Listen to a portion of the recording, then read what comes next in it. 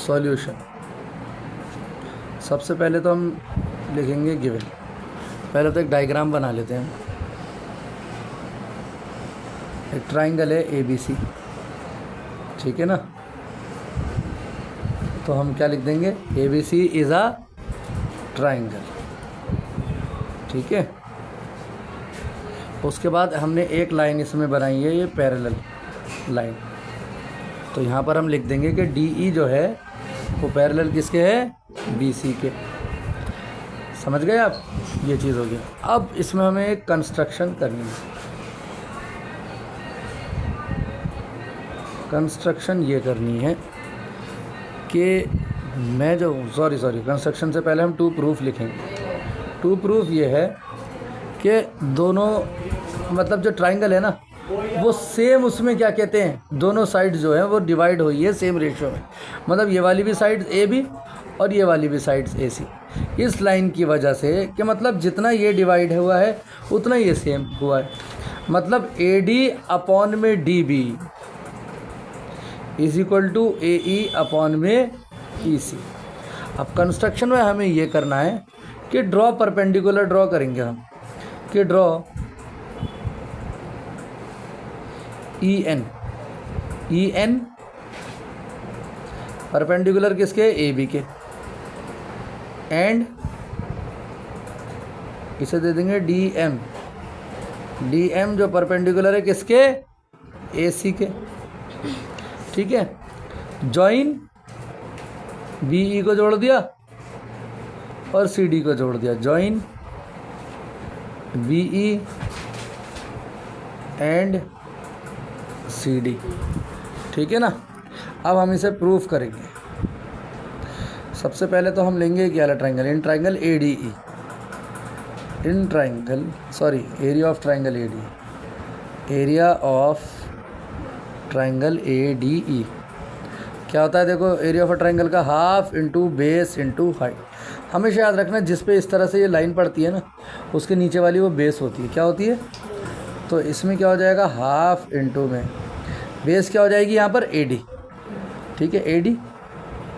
और हाइट इसे ही कहते हैं जो पढ़ रहा है EN, ये हो गया, ठीक है। इसे हम इक्वेशन 1 मान लेते हैं।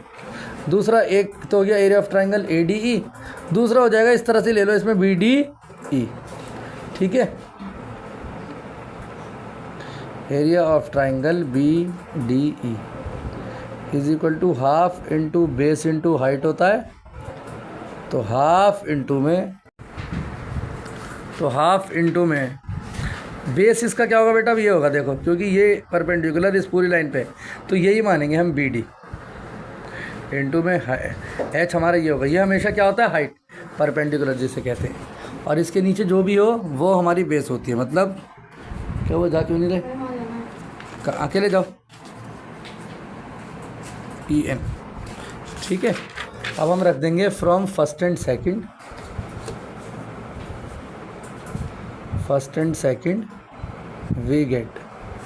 फर्स्ट से क्या है आपके में, हाफ इंटू में, इसे इस तरह नहीं रखेंगे, सॉरी हम इन्हें डिवाइड कर रहे हैं ना, तो ये ले लेते हैं, चलो सही, sorry from first and second we get, क्या आता हमारे पास, area of triangle ADE upon में डिवाइड कर रहे हैं ना, क्योंकि area of triangle BDE is equal to half into में, ये तो आया था AD इंटू में EN, यह आया था हाफ इंटू में BD इंटू में EN। देखो हाफ से हाफ कट गया, EN से EN कट गया, बचा क्या, AD अपॉन में DB। इसे हम इक्वेशन A मान लेते हैं।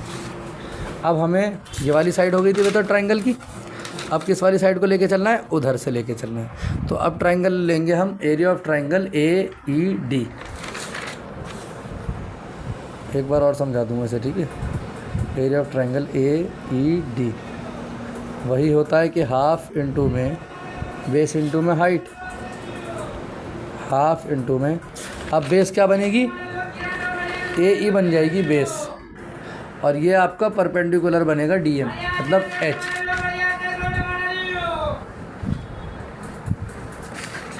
ए ई बेस है और इनटू में डी एम। ये इक्वेशन क्या हो जाएगी? थर्ड। दूसरा ट्राइंगल लेंगे, एरिया ऑफ ट्राइंगल लेंगे अब कौन सा? सी ई डी, ये ले लेंगे इधर वाला, ठीक है।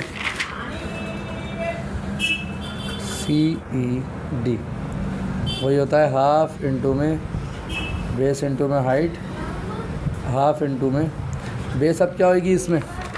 इसमें बेस होएगी ये ई सी और वो वही पड़ेगा डी एम।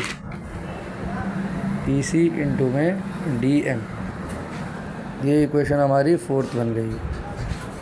बस from third and fourth we get area of triangle A E D upon में area of triangle C E D. Half into में सॉरी क्या था?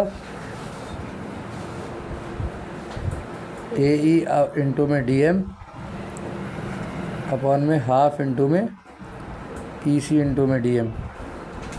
हाफ से हाफ कैंसिल, डी एम से डी एम, बचा क्या? ए E upon में E सी। ये हमारी इक्वेशन बी। बस यहाँ लिख दो from A and B we get A D upon D B is equal to A E upon E C. Proof वाले में क्या करना होता है? जो हम प्रूफ में लिखते हैं, जैसे टू प्रूफ ये था तो वही लाना होता है। आ गया? बस यहाँ लिख देंगे हैंस प्रूव्ड।